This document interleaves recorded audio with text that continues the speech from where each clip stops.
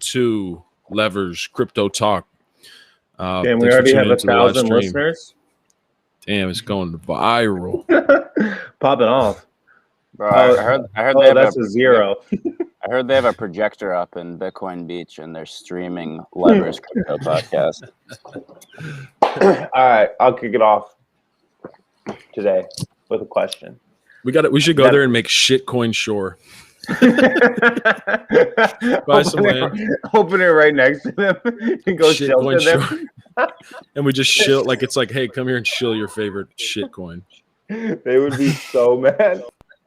That's so funny.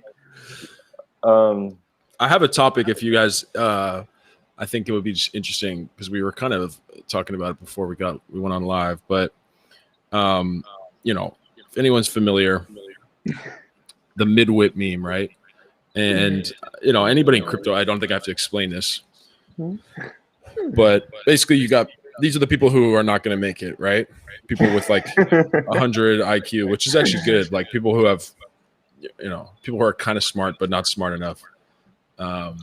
And I just think there's a lot of examples of shit. Like there's a lot of examples of stuff that we've missed out on, I think, because we've been middle curve. Also, Chris, I'm getting a crazy echo. Again? Yeah, maybe mute yourself when you're not talking, you fuck. So obviously, like Doge, I think is the easy example. None of us were on the Doge train, but I was thinking of like okay, Uniswap, right? Like I remember saying like, oh yeah, Uniswap, like who's really participating in governance, and that's all you can do with the token. How many chances are there to even participate in governance? And obviously, Uniswap did extremely well because it was just kind of like a representation of the protocol, and that was it, and that was enough for it to do well. So yeah, I'd just be curious. I've sort of flipped on my my understanding or my reasoning of why Uni's initially the classic thing is it's a fucking governance token. It has no inherent value. You're not using it to cast your vote in a way that you would financially benefit from. And so then the idea was like the early idea. This is like March 2020 big brain speculation is that people were pricing the governance token as if one of two things are going to happen. You would use your governance vote to at some point sluice some of the treasury to your own token, right? Or B, that at some point fees generated from the platform sluice to your own token, right? But that doesn't really explain the price action. I feel like a much simpler explanation does. I feel like Uni as a governance token is just sort of like this vague bet on Uni getting bigger and better. And the extent that people will come into the ecosystem after you, whether big brain, mid-witted, or low IQ, they'll just use that as a mechanism to bet on Uni as an underlying protocol. So I feel like a lot of the smart people got into Uni, honestly, purely pulling for greater fool theory, but like in a non-foolish way, if that sort of makes sense. Interesting. Yeah. So like speculating on future cash flows that was part of it, I guess. And I remember you saying that. But how about you? If you went into a survey, right, of like 45 of the biggest Uni holders, right? These are going to be like, the VCs, the original whales, and you ask them, why do you hold this token? Like what portion of those people are going to say, I imagine in 3 to 6 years that either the holders of the governance token will direct the treasury to my tokens, or fees will start being shedded from the protocol and given to the token holders. I feel like there's not going to be that many in that group that will be holding the token for that reason. They'd be like, I'm holding the token because I think the narrative's good, the TVL is good, I think Uni's going to pull some business away from Wall Street, and so I'm going to hold it for 2 years because I think people are coming in after me. And I honestly don't think it can be more complex than that, but I wonder if honestly, I guess a simpler answer is better here. Yeah, and they got the most. I mean, they got the most volume. They just have the most adoption, and it's like, are you not going to hold the DeFi product with the most adoption? Like that's I didn't mean TVL. I meant volume. Yeah. Yeah. I don't know what the stats are. That like there might be other people with more whatever TVL or volume, but they're up there, right? So it's kind of like, and they got good design and good engineers. The interesting thing is, it's not like a normal company. Like all this money's trapped in the treasury. It's not like they can just go keep expanding super easily, which is kind of interesting. Like even like where do they go from here now that they have V3? It's not. I guess yeah. I guess the way Audius was doing it was that that their foundation still owns a large swath of or like a good amount of Audius tokens, and they just basically liquidate that over time to pay for ongoing operations. So the uni token being high just gives Uniswap a way to keep funding new development by selling off the token over time. It's like their little treasury.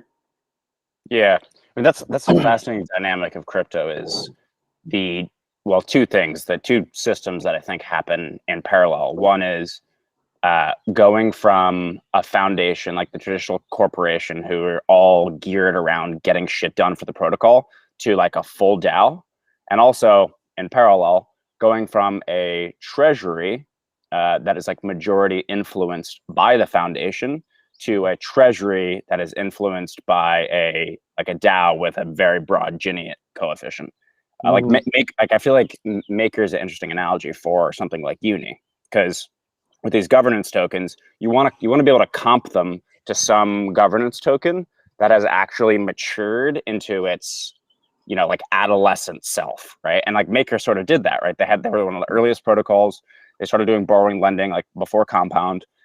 It was a foundation for a while, and then they've recently developed into full DAO, and they're one of the first. And so like we're like living through that experiment, but it's gonna be interesting to see with the Maker treasury, like do they continue to like efficiently and gainfully put that treasury into new good projects to make sure they keep their moat, or like does this decentralized governance just like does it just decay like into like a Balkans type situation where nothing gets done?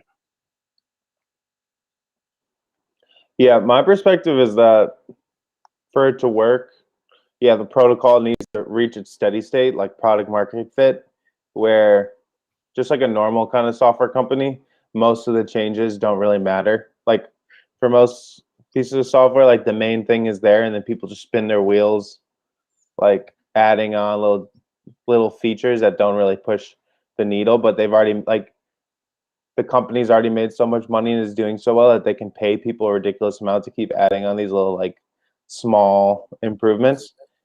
So maybe with like DeFi protocols, you're basically banking on like the main innovation being there, hitting a steady state, and then eventually like the governance just like tweaks certain parameters of the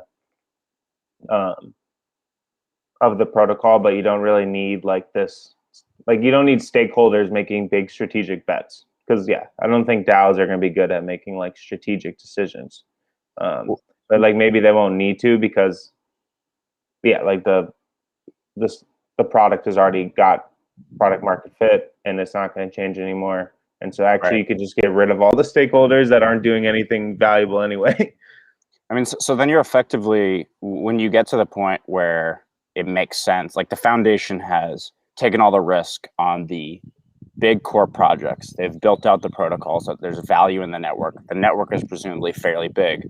You transition to a DAO, and you're effectively like, at this point, I think you're alluding to the fact that you become a mature company. And so there's not that much more you need to do, or that much more risk that's going to be taken, right? It's going to be like these little incremental things to ensure like things are checked off and like money's being put to the right situations.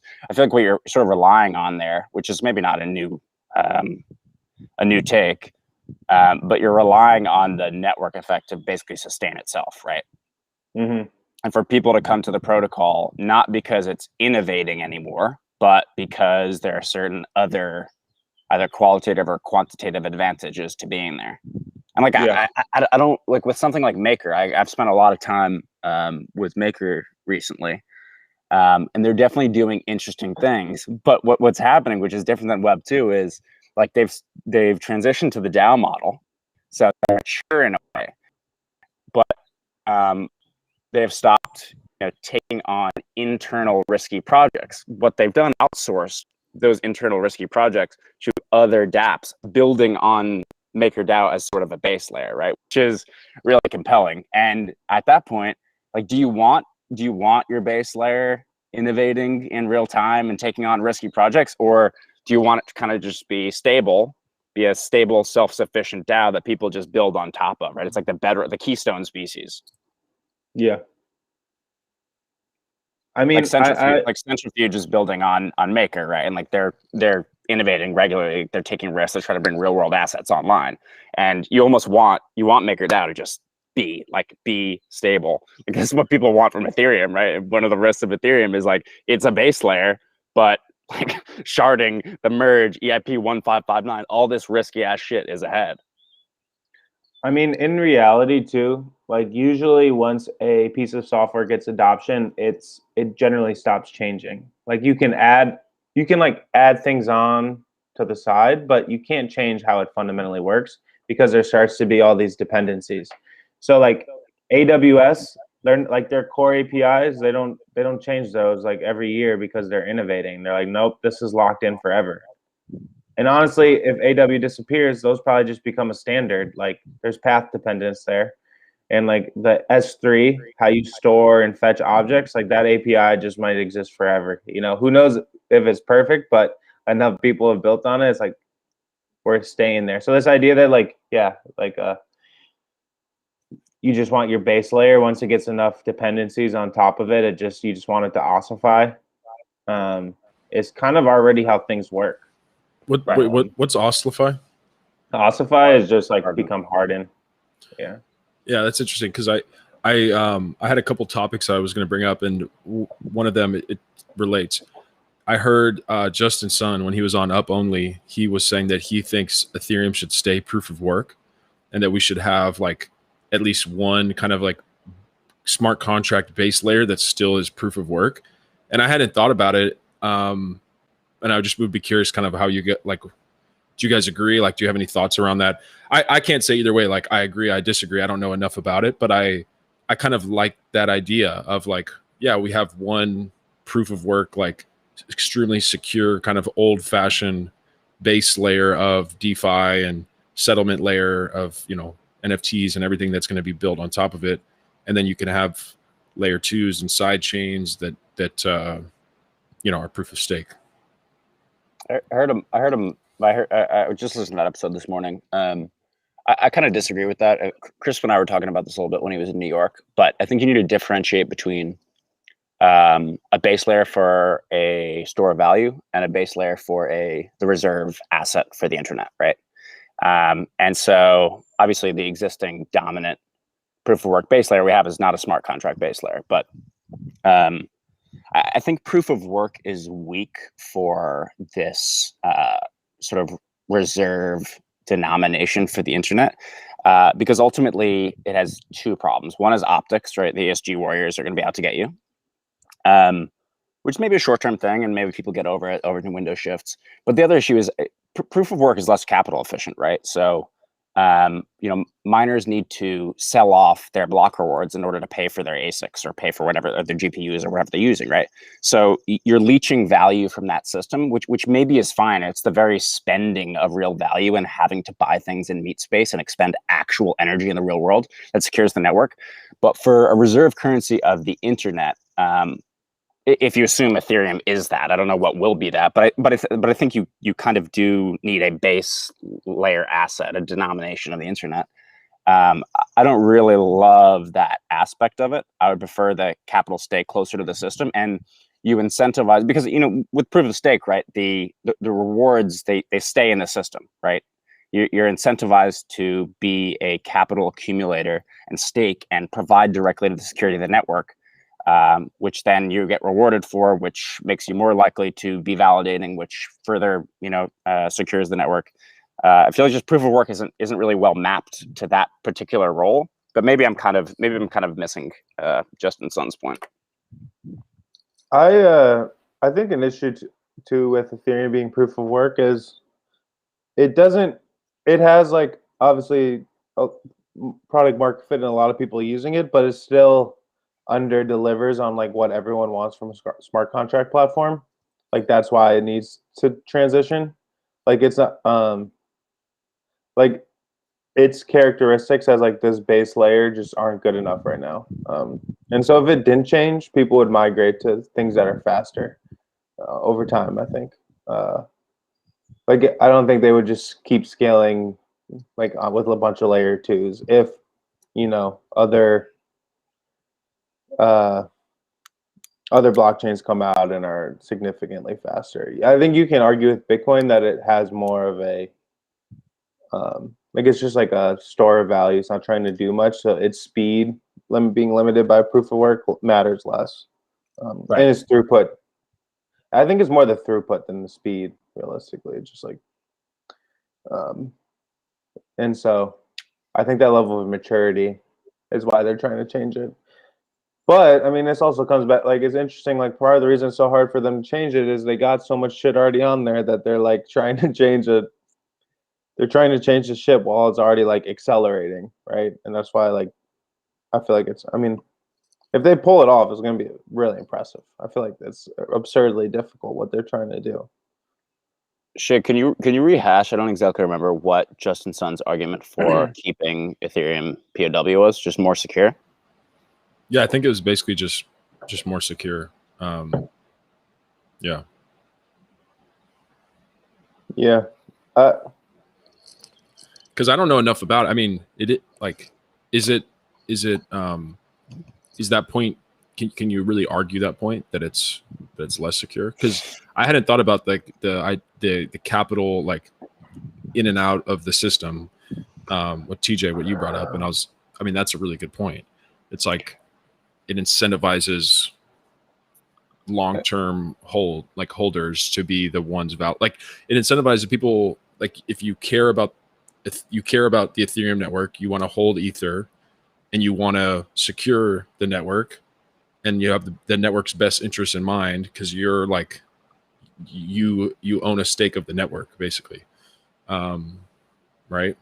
Which I think is like like proof of work is similar in that way, right? You're incentivized to secure the network because you have skin in the game, but it's different in that sort of by definition, value leaches from that network when you cover your costs.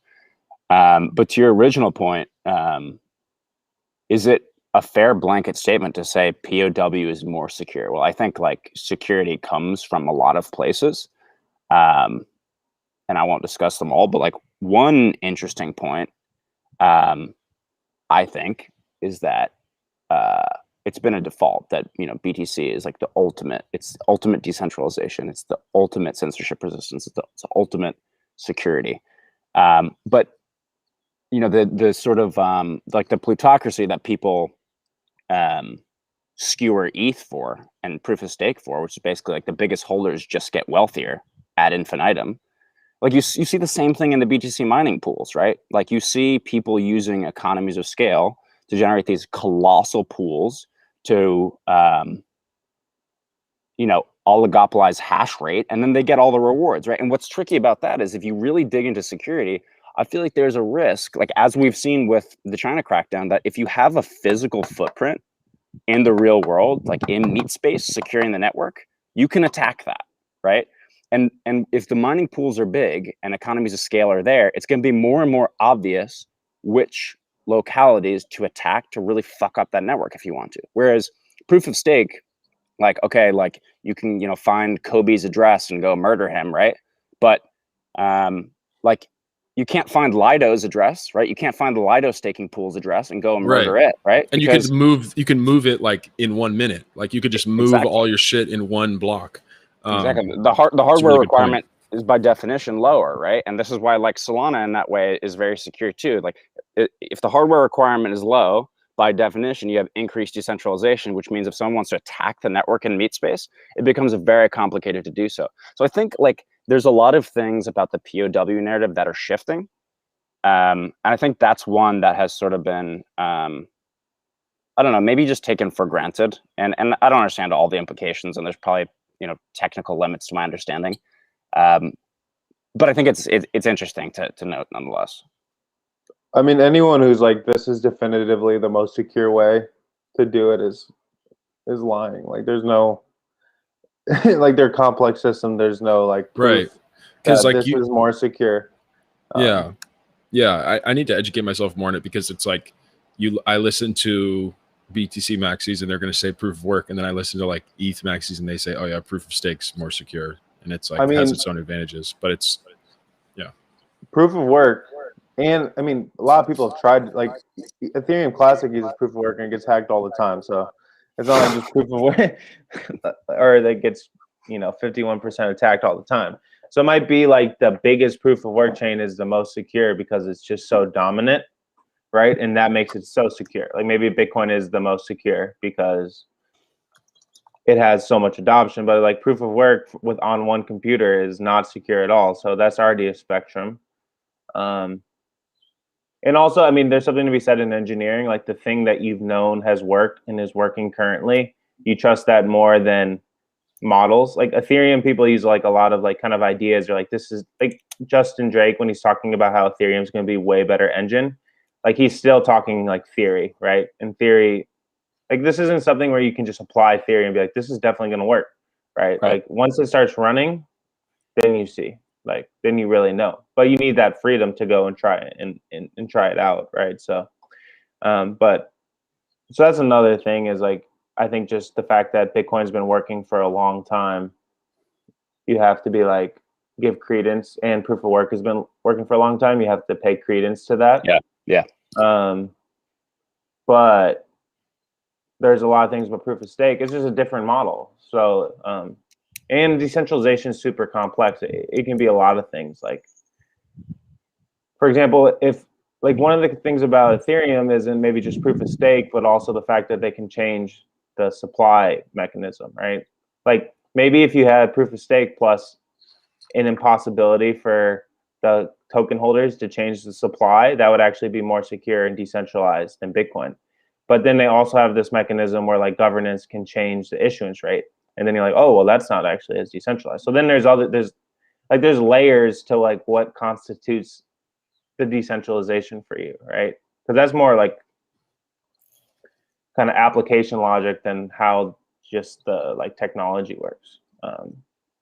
Like I would be more worried about just the fact that they changed the issuance rate because like than the fact that like proof of stake not being secure enough. I think proof of stake will be secure enough. And it's interesting that just like all modern base layers are going proof of stake. It's almost like a default, right? It's almost like it's obvious to devs that this is better in some way, which is interesting. And so like the question that naturally comes to mind is like, which of the existing POW chains do you guys think is most likely to shift to proof of stake? And probably more difficult, which of the existing proof of stake chains do you think is likely to revert back? I mean, I feel like there's proof of work is just so slow, right? So you're not gonna make. I feel like it just doesn't make any sense to do a smart contract doing proof of work especially now that so much work has been done on proof of stake. So I'd say proof of stake going back to proof of work is like close to zero.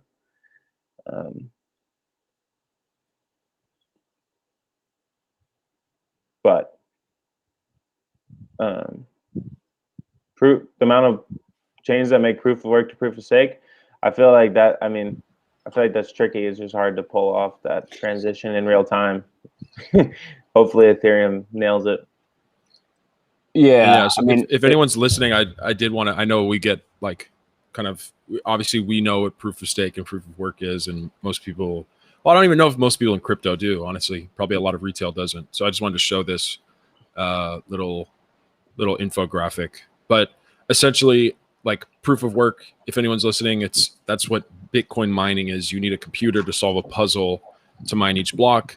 And in proof of stake, you're staking the tokens to validate the network. So it's not solving a problem. It's just literally, I have, 32 Ether. And so I can be a validator on the network. It's pretty funny if this one listener doesn't know what proof of work is. And they found us and they're listening to us. But if you are, we had someone else pop on for a second. Also with these things, I've noticed with my live stream, sometimes I'll have 0 listeners live, but then I'll get like 10 or 20 like after the fact, because this will save on. I'll have it save on our YouTube page if people want to go back and listen to it.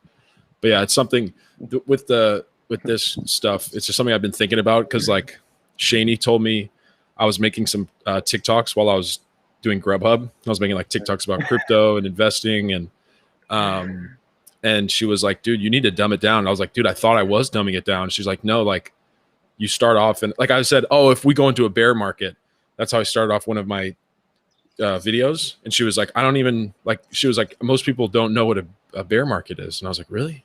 I'm not gonna make make it. Yeah. Not gonna make it, dude. Not gonna make it. But yeah, Dude, I'm trying to be like cautious. Keith and I were talking yesterday about, we were just talking about some shit, and then we were talking about how you were doing DoorDash to stack extra solo, and we're like, what's the chances he's just making YouTube videos while oh yeah, dude. No, dude, I seriously, I love it. Dude, I love it, bro. It's like well, I don't drive people, so I can it's like, oh yeah. And then That's it's right. dope. That's right. Like I actually have a lot of time. So like I used to do Uber about 6 years ago, right? And it would be like you drive somewhere, pick up the people, you drop them off, and then you'd have to like go drive to get your next ride. But with Grubhub, like I'll drive to the restaurant and then I'll have to wait like 10 minutes for the food to be done. And so, and I'm like out in the world and I'm just like seeing things and I'm like getting more inspired about like, I just get a lot of ideas. And so I just will like, every time I park, I'll like shoot a quick little TikTok video and then fucking Dude, you're send it off. you're so deep in the metaverse already. You should definitely read Snow Crash. I think you'd love it. Yeah, Right. dude, that's on my list. I've been giving Sam the Snow Crash Sovereign Individual talk like 10 times. Like, you gotta read these 2 books. Dude, so I don't know if I told you I this, show but those so much. my dad, like in his older age, he's kind of become like a hoarder of books. And it's like he has like a pretty clean apartment. He doesn't like, he's not a big materialist guy, but just over time it's like filled with books, dude, like just on the dining room table over here in his bedroom. And I've realized my brother told me, but my dad, he doesn't read any of these books. And so he'll like get a book and he'll like read the title of it and then think about it and he'll tell you about the book, but he's like never even read it. And I realized I was like, fuck, dude, I do the exact same thing. Like I read like 2 chapters of Sovereign Individual and I'm like, oh, I fucking know. I can tell everybody about this book, you know? Or like The Creature from Jekyll Island. Like I've finished like half of it and then I just tell everybody about the Fed and like, oh, I totally understand it, you know? Yeah. That's funny. There is something to be said. A lot of books you can read a chapter and get the thesis, you know? You should try to finish books, but I don't know. I've been finishing books less lately, so. Same. I mean, I feel like, right, you guys know Blinkist? Yeah. So I feel like when Yeah. Blinkist came out, I was like, this is an embarrassment to readers internationally. But like ultimately, like especially with the incentives for authors, like they're incentivized to write long ass books, right? They're not incentivized to capture their ideas in 100 pages. So I feel like in a lot of ways, like reading the intro and the conclusion and or reading the Blinkist, you can, you know, synthesize some pretty decent ideas. I mean, the way I approach books is like if they don't read themselves, like I've tried less and less so to just jam through to the end. Like if it's not just flowing and I'm interested and like it's readable, then I'm probably not going to jam through to the end. Why are they, I didn't know that. Why are they incentivized to write longer books?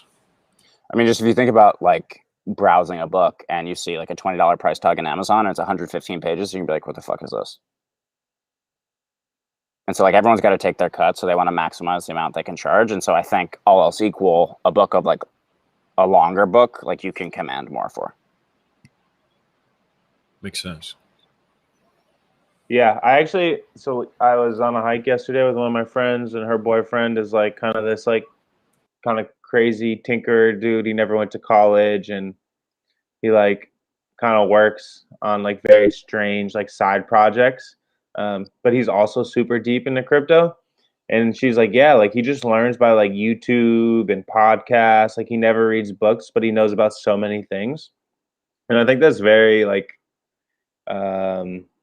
it exemplifies a lot of how people learn these days, which has changed a lot. Like before, you would have to like, read all these long books, and now you can go on YouTube and podcast. I mean, a lot of crypto too.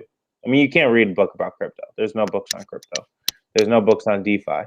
So you can't even use books. And books also like, they're good for some things, but they're very linear and long, and they're good for things about the past.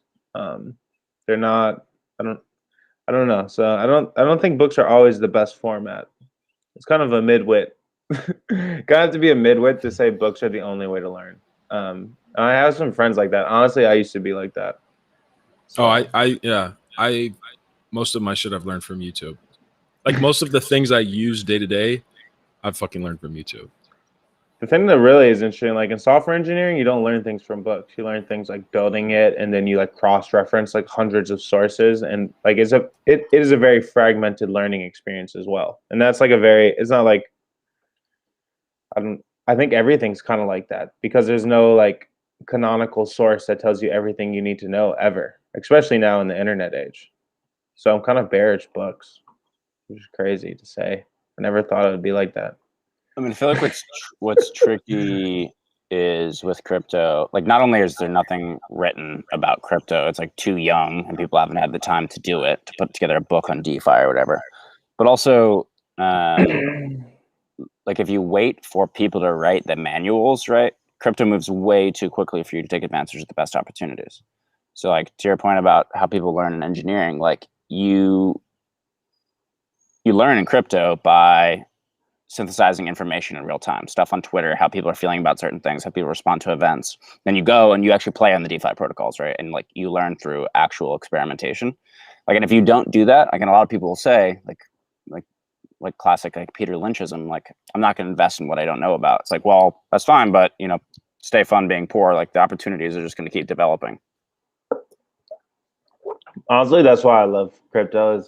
It's so new, and there's no books on it, and you either accept that and you love it or you hate it. And so it kind of just it pushes out a lot of like the linear thinkers, right? Like people who are waiting for there to be a book.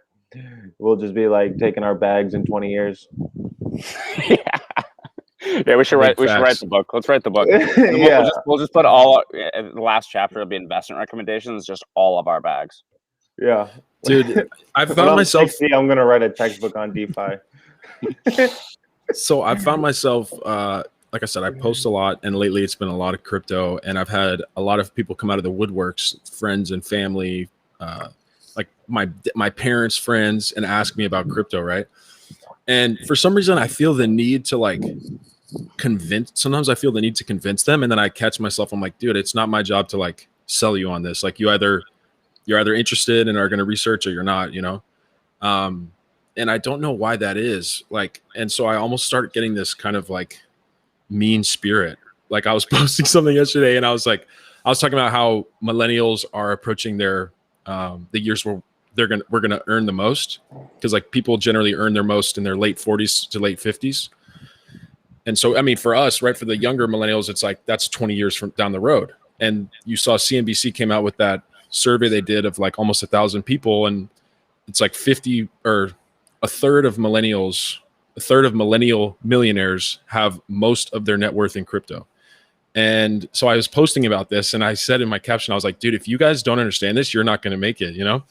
And I felt kind of bad. I was like, because I felt bad. I was like, man, some people are going to feel targeted because like they've been asking me about crypto.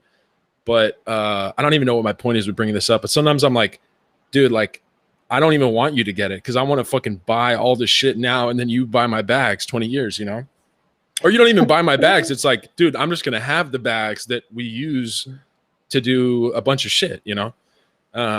Legal tender, baby. I mean, yeah. I spent so much time trying to get all my Web2 engineer friends to get it. And then one day I was just like, why am I wasting my time? Like, and then I almost sounded like a zealot. I was like, you have to believe in this. This makes so much sense. Try to argue so many different ways, and they just don't care. I'm like, why am I wasting my time? It's kind of the same thing I feel like about like politics. Like you could argue with someone about politics, like your side of the day, like forever, and they're not going to believe you. So why even waste your time? Like go do something productive. It's like arguing about sports. They're all the same to me. It's like, I'm going to try to convince you to be a Yankees fan and you're a Red Sox fan. Like that's never going to happen.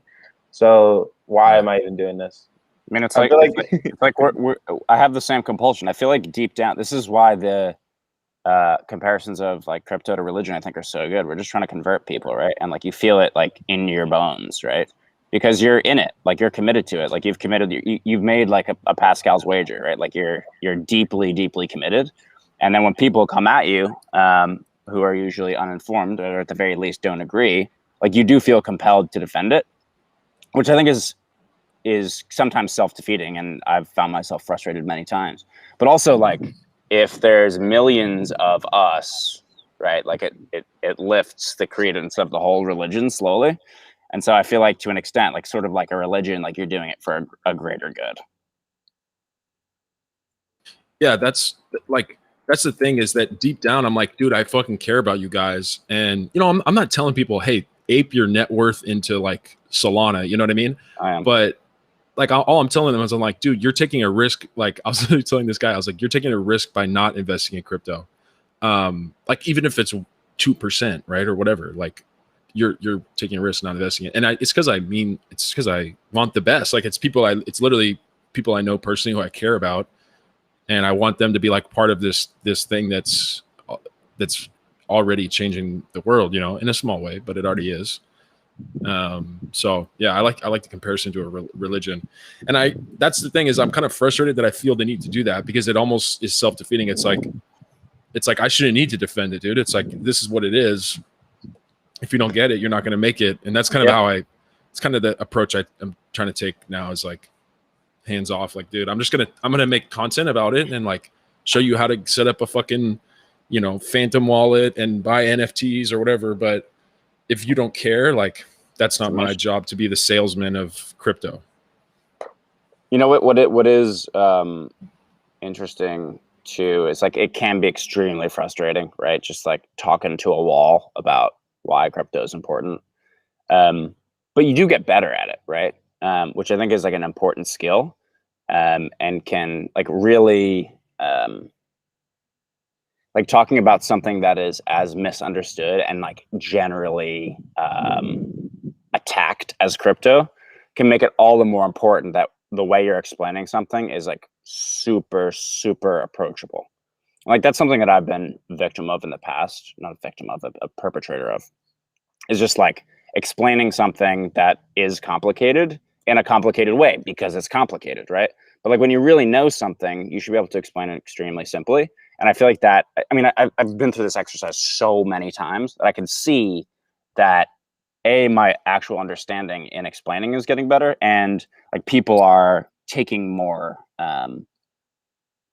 closely to the ideas. Like, for example, like one of the things I came to in like just a very broad statement of why crypto is important is, I mean, I used to explain like, you know, the consensus mechanism and the security and how it's decentralized and how no one can tamper with it, like all of this shit, like all of the like 10 great crypto factors in a row. But then it occurred to me that like these crypto economic protocols, they just enable more robust incentives, and robust incentives allow ever grander groups of people to interact over the long term. Like that's much more gettable, right? It's much more gettable. Damn, bro. That's fucking well said. Appreciate you, fam. Yeah, I mean, and we've talked about this before. I think, actually, no, I don't think we recorded it, but just like the economies that it enables, right? It's like, it's fucking amazing, dude. I was looking into this project called Star Atlas on Solana. Actually, This is something I wanted to kind of discuss, but like NFTs on Solana. I've been trying to like learn as much about NFTs. I bought a couple, I made some fucking sneakers. But this thing, Star Atlas, is like extremely ambitious, but basically they're trying to make they have made this video game that, you know, you can trade assets with on chain. It's like this space-based video game where you try to dominate worlds, and you know, there's like political parties, and you're fucking this whole metaverse. But they also want to make like a metaverse that people participate in that aren't even like playing the game, so that you can have like, you know, like shop, like let's say you're on Amazon, you could literally go in the metaverse and like walk around and see shit that you want to buy, and then like pick it, and then you pay for it with USDC or whatever, and then it comes to you in real life, right? They're trying to make like the metaverse. Yeah, so sick. Yeah, and it's gonna be tough though, dude. The execution. But dude, like when the guy was talking about it, I was like, dude, I mean, this is a lot, you know, this is a lot. And in the video game world, like, I don't know how much you guys know about video games, but it's very common for projects to fucking let people down, basically, like to hype something up for like 5 years and then they release it and it's like broken. Yeah. That happened with Cyberpunk, which I actually really like, but that happened recently with Cyberpunk. It was like this hyped up game and a lot of people felt like it was a letdown. What I think is going to be tricky about Star Atlas, and this is like so obvious, and people that know about gaming, wouldn't find this insightful, I don't think. But we've talked about the metaverse and the constraints to it before, and like one of the constraints I think are rendering high fidelity landscapes that thousands of people can simultaneously interact with in real time, right? Like that, like we're really pushing the capacity of our compute with that. And Star Atlas, it appears, is coming out of the gates with ultra high fidelity, good looking, beautiful graphics, like state of the art, right? And if they either A, roll it out too early and the world is laggy and people don't have a good UX, or B, just like, they're promising something that literally our hardware cannot accommodate even in 5 years, it's going to be tough. Yeah, there's a thing in tech where when you're trying to raise money, it's easier to raise money if you have some grandiose idea than if you are like super practical. So you kind of have to walk this line of being like really big vision, but then also deliver on short time span. But what happens a lot is like the people who fundraise and are good at communicating that vision can't necessarily deliver. And that's why so many people just like most highly funded projects fail. But if you go to investing, like from the investor's perspective, they want like the next $1 billion thing. So if you come and pitch them on something that's going to be worth 10 million and it's like super doable, they just won't even take it, right? So then you need to pitch big ideas. Right. And so it's an interesting kind of adverse selection in some ways. Are people who are critical of VC. I mean, the people who want to build a $10 million thing could probably they should probably try to bootstrap themselves. Dude, so it's like this actually is a good example of just like the juiciest fucking VC project. Like I'm sure these guys were, watering at the mouth about this project. And I know they got a lot of funding because they have this super ambitious goal, right? That if they, 1% chance they fucking pull it off, it's like, oh shit, this is going to be a multi-billion-dollar, company. But the other thing is like they're selling NFTs for use in game. Yeah. And they were making, I watched the interview with the founder, they were making $800K a week selling these NFTs. So it's like there's already insane amount of cash flow because of people's speculation on the utility of these things. And the NFTs were fucking dope, to be honest with you. That's wild. That's wild. I mean, people were doing the same thing with Decentraland, right? Like before the main net, or I don't know what's called for the metaverse, the equivalent, like right, the real launch, like people were already buying land when it wasn't even clear that like users could interact, right? And so I feel like that's like the metaverse retail investors version of VC, right? They're getting their fixed resource equity in the physical landscape early on. Dude, it's also interesting on Star Atlas, the high sort of ticket item NFTs, because I think I've started to see some evidence of people storing those NFTs on Arweave, which is just great news. Yeah, Metaplex, the NFT like storefront thing on Solana, I think they're maybe I'm wrong, but it seems like they're automatically stored on Arweave. Mm-hmm. That makes sense. Because all the ones I've seen are stored on Arweave. And like when I made like what is it called, crypto kickers, they were stored on Arweave. And I just bought I know I texted you guys about it, but I bought one of this guy's NFTs and I'm trying to buy this one too. So he makes these little pixel dudes and he's like, I just think they're cool. Like I'm not buying NFTs to like resell them later, but he makes them for like a bunch of people. Like he made them for one of the Moet founders. He made his profile picture. And so and I just got this one. Where is it? Where he's gonna make Wrong one. But this guy was like DMing me and like asking for pictures of me. He's like, "What do you want? What do you want your little pixel guy to be wearing?" Like, blah blah blah.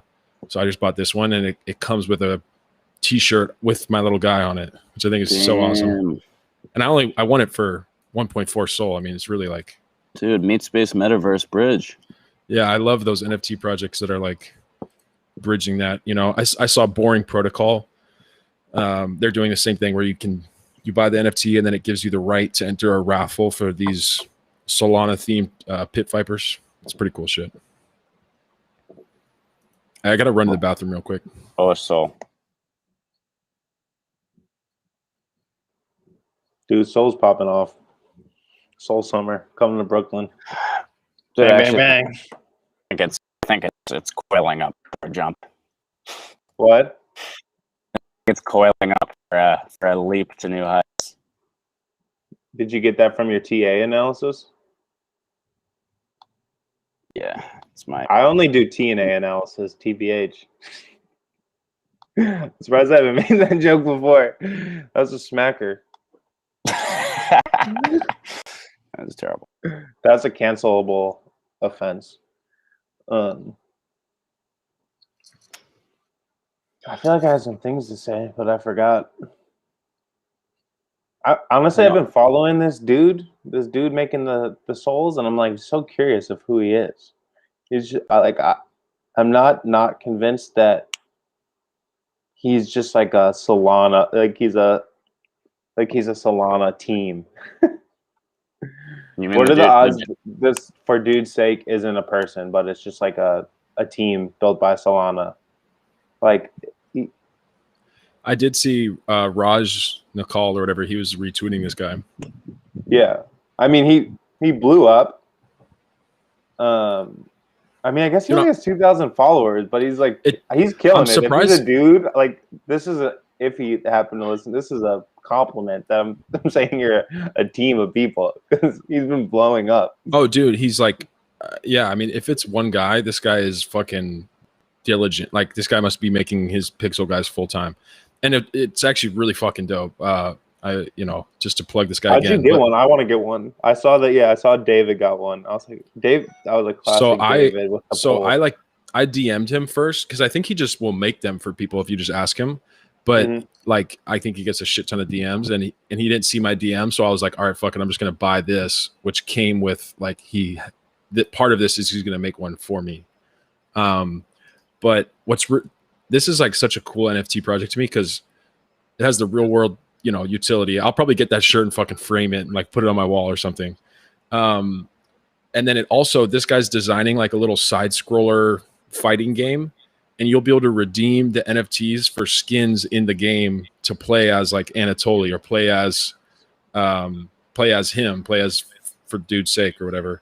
This guy's gonna make it. Yeah, dude. I mean, I think that like this Anatoly one is going to be worth tens of thousands of dollars, to be honest with you. Like, because people just aren't paying as much attention to NFTs right now. And but dude, you can just screenshot it and put it on your desktop. It's worth nothing. Right. Oh, also quick plug of this. Have you guys used Phantom Wallet? No. You can fucking you can see your NFTs in the fucking wallet, dude. How cool is this? You can fucking see the NFTs. It just shows them there. What's Moe Finance for kicks? Oh yeah, so I made these little kicks. So now if you guys change your name, but I made these old Moet Finance sneaker. This is actually doesn't do them justice, but I'll show them to you here. We should talk about if we want to pool in to get this Anatoly thing. I feel like that's a. Dude, I'm trying to buy it. Honestly, I think if you start getting outbidded. So what's cool is the top 3 people win it. So right now you would only need to have 2 Sol in there, but I think I have a feeling like as it approaches the end of it, it's gonna fucking jack up to like thousands of dollars. But Shake, is this the first project with Anatoly's name on it, or like are any of the original Pixel dudes Anatoly? This is the original Anatoly one. So this is the first NFT on Solana that's attached to Anatoly the person. Oh, I don't know about that, but it's the first like Pixel dude by Squid by dude for Anatoly. Right. So dude, he made this Maddie one. Look how awesome this is. Maddie Sino. This one went for 20 Sol. That's It's animated. How sick is Let's this? fucking go. Oh, that's a good one. So like to me, I'm happy to give my money to an artist like this who's like involved in the community. He's engaging with people. He's like providing things that have real world utility and like metaverse game utility. Dude, he's legit as fuck. Yeah, like this guy's gonna make it, dude. So shout out to Dude's Sake. But then also Shout out to Dude's Sake. This shit is fucking cool. So for anybody watching, you can basically design your own sneakers. You can mint them. Dude, I feel like this company, Crypto Kickers, is making a fucking killing, I would imagine. But you can customize your own pair, and it's like, depending on the options and rarity you choose, you can get one for like 2 Sol, I think is the cheapest. But you literally come in here. I'm gonna make a video about this, but you fucking just pick your little things, whatever, and you can customize it. You can make a design. You can pick the colors, whatever you want. So I don't know, man. There's cool shit. There's definitely there's a lot of potential, I think, for summer, NFTs. baby. Yeah, dude. It's about to pop off. I feel bad for all the layer 2 summer people. It's not gonna be as fun. Come down to Solana Beach. Because I'm trying to think. I know there was like this project that everyone was hyping up on Binance Smart Chain. It was like NFTs on Binance Smart Chain, but I don't think it ever took off. But to me, I'm like, dude, you can make your own NFTs. You can mint them for dirt cheap, and I mean, they're super fast transactions. I'm just like, man, I don't know why people would not do NFTs on Solana. And then you can see them in your wallet. I don't think Ethereum has anything like that. I mean, I think the thing is a lot of people that use NFTs aren't like hardcore crypto people. So it needs to be, it's distribution, right? Like people who are on Nifty Gateway don't give a shit. Right. They don't even interact with the feeds. Yeah. Yeah. Nifty's website is kind of like, such a piece of shit. I fuck with Nifty, but I'm always like, damn, they're probably doing hundreds of millions in volume, and they have this like weird, non-intuitive UI. They better get their shit together, because this first mover doesn't last forever. They got no moat. Do you guys know if there's anything on Ethereum, like a browser plugin where you can see your NFTs? You can see your NFTs on Coinbase Wallet. Oh, you can. Okay.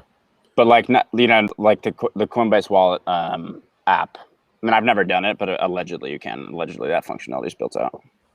Yeah, because I can see my like 17-cent hash mask on my phone. Did you guys see Bored Ape Yacht Club? Yeah, those look pretty sick. But I learned my goddamn lesson. Dude, I lost like a couple $100 on my NFT. I mean, I actually didn't learn my lesson because I'm bidding for the Hayden Adams unicorn right now on Nifty Gateway. But oh, dude, can we pull that up? Let's see that. It's gonna pop off. I didn't get the bid though, so I should probably stop. Hayden Adams made it. What? Hayden Adams made this NFT? No. It's Slime Sunday, but it's Hayden Adams on a unicorn that's like bucking, and it's meant to look like Paul Revere. It's very tight. Dude, did Nifty Gateway just change their UI? Yeah, it's horrible. Lads, I actually got to step off. Yeah, I should probably go do real things with my life. So I'll see y'all probably Thursday, Friday for another pod. Yeah. I'm hyped to watch Thinking Bets. Yeah, I'll have that uploaded today. All right, boys. Peace.